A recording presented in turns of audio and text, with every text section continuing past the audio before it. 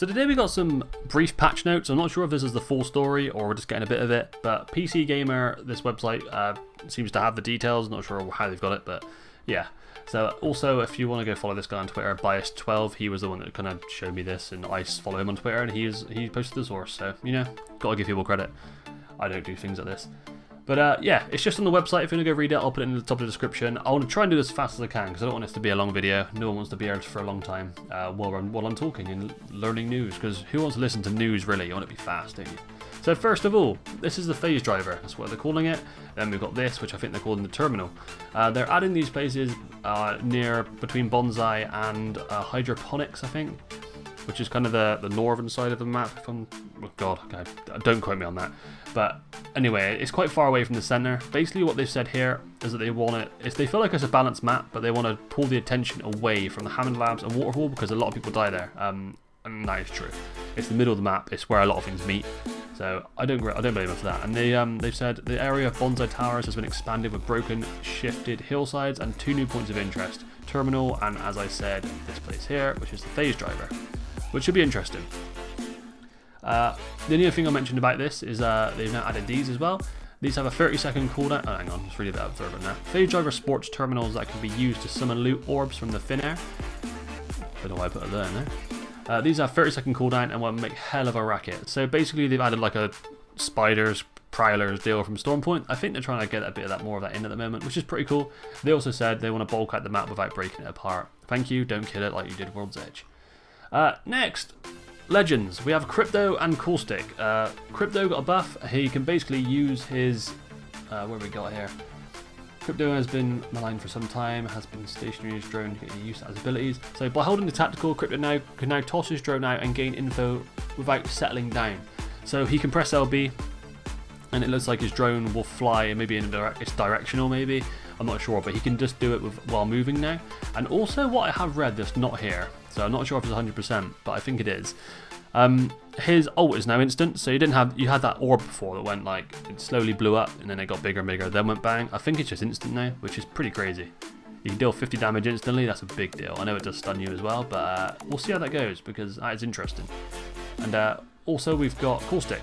So CAUSTIC has a slight nerf, letting players destroy his traps while they're active. So the traps last like 10-15 seconds while they're going off, and they were indestructible at that point. You could not destroy them. Even a crypto drone didn't destroy them. Nothing could destroy them. It looks like they're going to have a set amount of health, like Watson Fence's Rampart Shields actually do, which I think they always should have, which is interesting. We'll have to see how that goes, see how much health they do have, but that will make CAUSTIC a little bit more... If you're starting to build them with CAUSTIC and the other team don't have a CAUSTIC, you're pretty much impushable, or you can delay the crap out of it until a third party comes and kills the people outside the building. So that should change a lot, and I'm really happy to see that. Next, we have the care package weapons. So the Alternator and the Vault trade places. That is huge. A lot of people are going to hate that.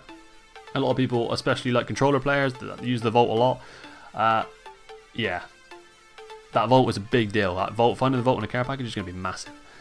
Also, this is interesting. The Flatline and the Longbow are going into the Replicator. So they've also said that it'll be the first guns to be replaced all season. So I think this is going to be like the bag or the res beacon that you can get and replicate them. I think weekly they'll rotate the weapons around. So if you want a Flatline, it's known on the floor, you have to find a Replicator to get it, which I think that's cool. I don't think that's a bad thing. I think they can take a gun out of the game for a week. People will miss that gun. When it goes back on the floor, be excited to get it. It'll make people want to land near replicators more.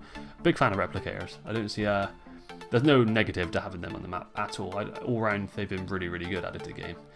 Next, we have hammer point rounds also returning and offer extra damage to the RE45. That is a big deal.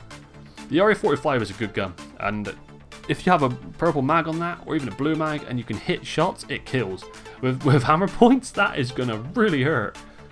Having that as a secondary, you can whip it out and do that much damage quickly. That will be a force. I will be giving that a go. Shatter caps is no longer required to toggle, so you can basically, if you have a 30-30 with shatter caps now, if you aim in, if you ADS, then you're good shooting normal. If you're not aimed in, then shatter caps will be your standard thing. They're trying to find a way to get use of shatter caps because I'm sure no one uses it. Finally, a new kinetic feeder has been added to the Peacekeeper and Triple Take, slowly reloading those weapons as you get your ass across the map.